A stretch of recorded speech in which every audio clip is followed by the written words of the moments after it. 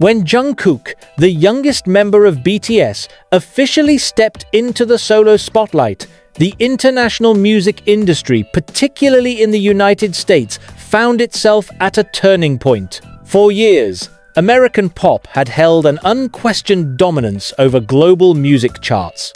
But Jungkook's arrival as a soloist challenged that narrative in a way very few Asian artists had managed before. His victory is not just about sales or awards, it is a recalibration of what it means to be a global pop star in 2025. To fully understand why his solo achievements have been described as a shake-up to the US industry, it is essential to examine the structural, cultural, and market-level implications of his rise. The first area where Jungkook's solo success made waves is the American chart system Billboard in particular. Historically, Billboard's Hot 100 and Billboard 200 have been the gold standard for measuring an artist's relevance in the United States. These charts are influenced by radio play, streaming numbers, physical sales, and digital downloads. While BTS as a group had already proven that non-Western acts could dominate these rankings, Jungkook's solo debut pushed the idea even further. A single artist from South Korea, performing primarily in English but backed by a global fanbase, could compete head-to-head with established US superstars.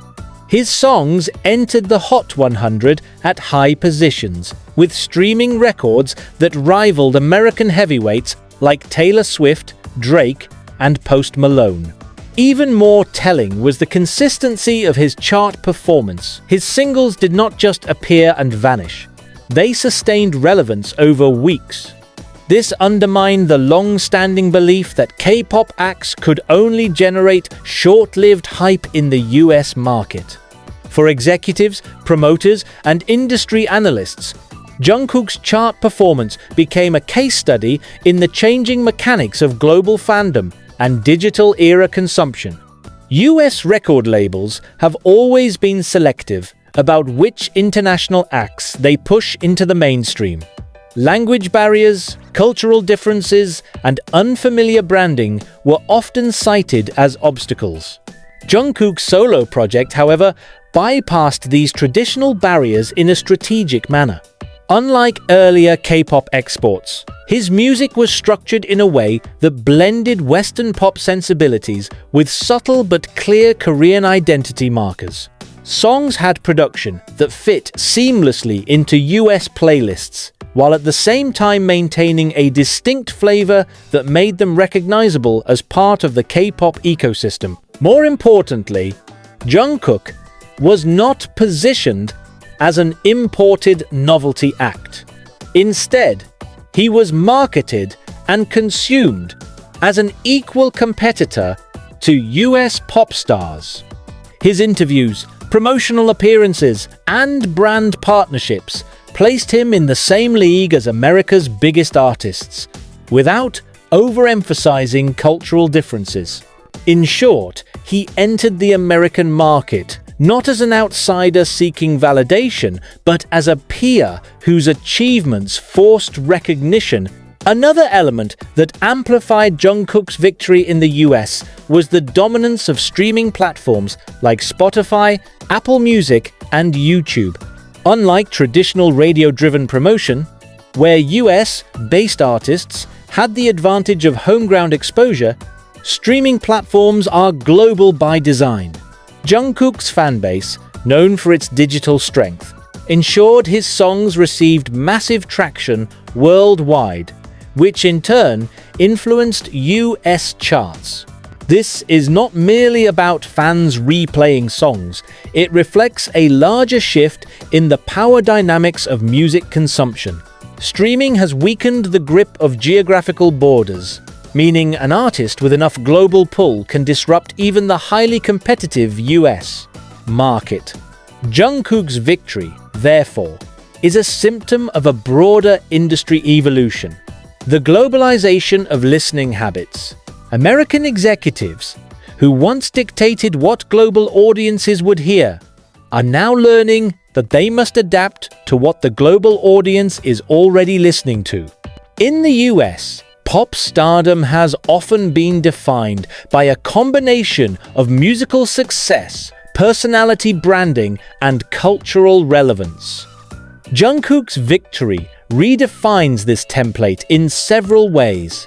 First, he embodies a transnational identity. While rooted in South Korea, he communicates fluently with global audiences, often singing in English and engaging on international platforms. This fluidity makes him a representative figure of the post-2020s music industry, where borders are less relevant than algorithms and online communities. Second, Jungkook challenges the archetype of the US pop star who rises through domestic grassroots exposure, radio play, and media endorsements.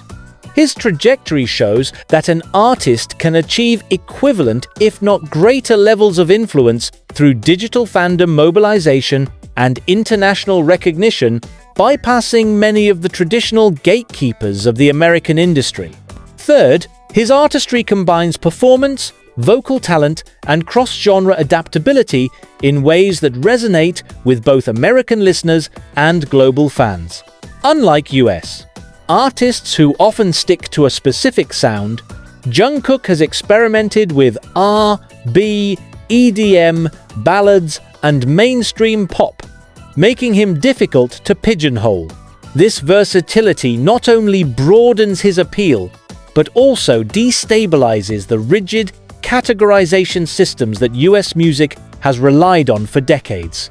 Unsurprisingly, Jungkook's rise has prompted visible reactions from US industry players. Labels have increased their scouting of international talent, particularly from Asia, in hopes of finding the next Jungkook.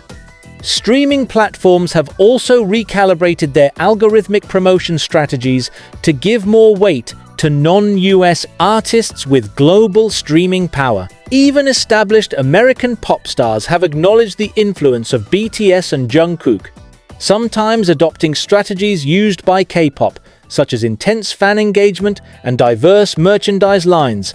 There is also a sense of urgency in how US artists and labels approach global marketing now, where once international tours were considered add-ons to domestic success, they are now central to overall strategy. Jungkook's ability to dominate the US charts while maintaining a distinctly international identity proves that the old model of US-centric dominance is no longer sustainable. The industry can no longer afford to ignore global audiences or global competitors. Some might argue that Jungkook's success is simply a continuation of the path BTS paved years earlier. While that is partially true, the distinction lies in the difference between group and solo impact. A group can be seen as an exceptional phenomenon, an outlier that doesn't necessarily shift industry structures. But when a member of that group achieves comparable success alone, it signals that the phenomenon is not limited to a collective identity. It is repeatable and scalable on an individual level. Jungkook's solo achievements demonstrate that Korean artistry, when executed with global vision, can rival and even surpass US benchmarks independently. This independence is what solidifies his success as a true victory in the American industry. It's not just about being part of the biggest boy band in the world, it's about proving he can stand shoulder to shoulder with America's biggest solo acts and win. Beyond the numbers and charts, Jungkook's success also carries cultural weight. For decades, the US music industry projected itself as the epicenter of pop culture, exporting stars that shaped global tastes. Jungkook flips that narrative. An artist from South Korea is not only participating in the US market, but actively shaping it. American fans are consuming his work alongside that of domestic stars, while American media outlets cover him with the same seriousness they apply to their own icons. This cultural shift undermines the long-standing hierarchy in which non-Western acts were considered niche. Jungkook's victory shows that being Korean is not a limitation in the US. Mark it, it can be a point of strength. For younger generations of artists across Asia and beyond, this creates a precedent. Global success is achievable without conforming entirely to Western frameworks. An artist would sign with a major record label. The label would push their songs to radio. Music videos would appear on television networks like MTV or VH1, and journalists would amplify their exposure. Without label support, it was nearly impossible to break into the mainstream. Jungkook's trajectory challenges this system. While he benefits from HYBE's backing and Columbia's distribution deals, much of his rise in America is due to the sheer mobilization of fans. Fans who know how to game streaming platforms, dominate social media trends, and make their voices louder than any promotional campaign. The result is a model of success that doesn't depend on whether American radio stations want to play his songs or whether traditional critics want to praise him. Instead, the power rests in the hands of millions of listeners who collectively decided Jungkook belongs at the top. This shift away from gatekeeping is what unsettles the American industry. Labels and executives are accustomed to controlling the narrative, but Jungkook's fandom proved they no longer hold that monopoly.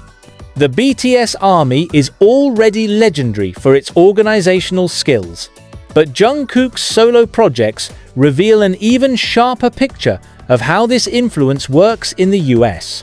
Streaming wars. Fans deliberately organize streaming campaigns, sharing guides on social media that explain how to maximize numbers on Spotify and Apple Music without triggering algorithmic suspicion. This level of coordination creates waves of activity that ensure Jungkook's songs dominate playlists far beyond typical fan-driven hype. Social media domination. Every release, every performance, and every public sighting of Jungkook becomes a global trend within minutes.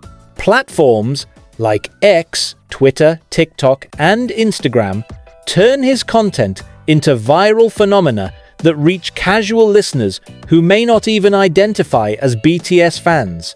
This virality spreads faster and more efficiently than any advertisement campaign funded by US labels. Purchasing power. Unlike casual listeners who stream passively, Jungkook's fanbase is willing to invest financially, whether through buying physical albums, multiple digital copies, or exclusive merchandise. In an industry where sales are declining, this purchasing power becomes a disruptive force that American executives cannot ignore. Grassroots public relations. Fans actively defend Jungkook against negative press, correct misinformation, and create their own promotional content. In effect, they serve as a decentralized PR agency that operates 24/7, often more effectively than official teams. By examining this, analysts realize Jungkook's victory is not only his own, but also the result of a highly engaged community that has figured out how to outmaneuver traditional US marketing systems. American artists are watching closely. For many, Jungkook's fan-driven rise sets a daunting standard. Historically, US stars relied on exposure through traditional media and a loyal but less organized fanbase. Jungkook's fans, on the other hand, operate almost like an institution, mobilizing with the precision of a professional campaign. This makes US artists rethink their strategies. More fan engagement. Many now interact more frequently on social media, understanding that passive fandom won't guarantee loyalty. More global outreach. They recognize that the US is no longer the only market that matters. Fans in Asia, South America, and Europe hold real power in determining chart performance. More diversified content. Artists are starting to experiment with behind-the-scenes footage, casual live streams, and interactive fan experiences, methods long pioneered by BTS and Jungkook. The pressure comes not only from Jungkook's numbers, but from the realization that the old industry template cannot compete with the energy of digitally mobilized fandoms. Another crucial factor is how platforms like YouTube, Spotify, and TikTok function. Algorithms thrive on repeat engagement, shares, and user-generated content. Jungkook's fans flood these platforms with streams, reaction videos, edits, dance covers, and hashtags, which in turn signals to the algorithm that his content deserves wider visibility. This self-reinforcing loop means that even people outside the fandom encounter Jungkook's music repeatedly, sometimes without realizing how it got there. The American industry, which once relied on gatekeepers to push content, now faces an environment where algorithms reward fan-driven behavior. Jungkook's fandom, highly digital savvy, has mastered this environment better than most US fanbases. Perhaps the most groundbreaking element of Jungkook's US success is how little he relies on intermediaries.